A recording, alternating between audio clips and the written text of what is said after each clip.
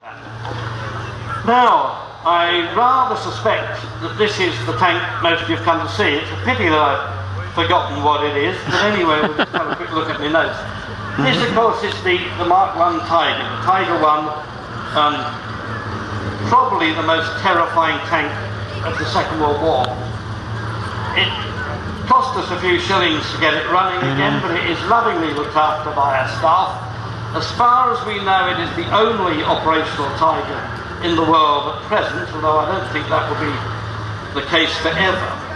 And I think even looking at it now at this distance, you get some idea of the horror that must have gone through the hearts of not just British, but American, Canadian, Russian, French, Polish tankers who had to come up against this thing in combat.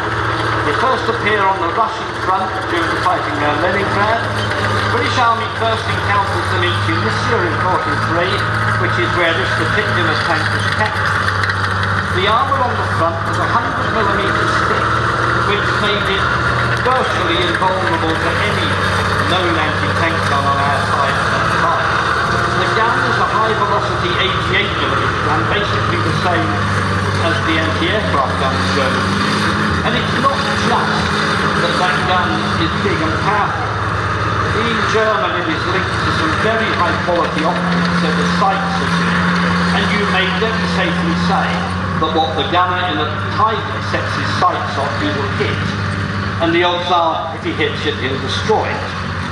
Taking them out, on the other hand, by firing at them with British and American tanks, was a very hit-and-miss affair, I think.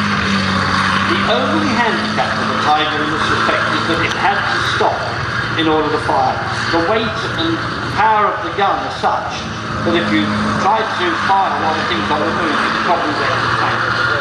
The other problem they had was, of course, the great weight. It was 56 tons, which in those days was considered massive. If you go right up close to it, again, when it's parked up and cooled down, and count the wheels down each side, you'll find they're overlapped and interleaved with one another to spread that great weight as much as possible.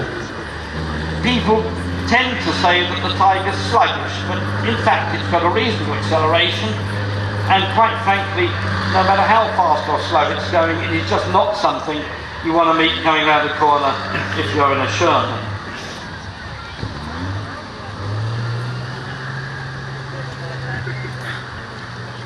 One thing I ought to add, and I think it's a great misconception, the engine in the back of that tank is petrol.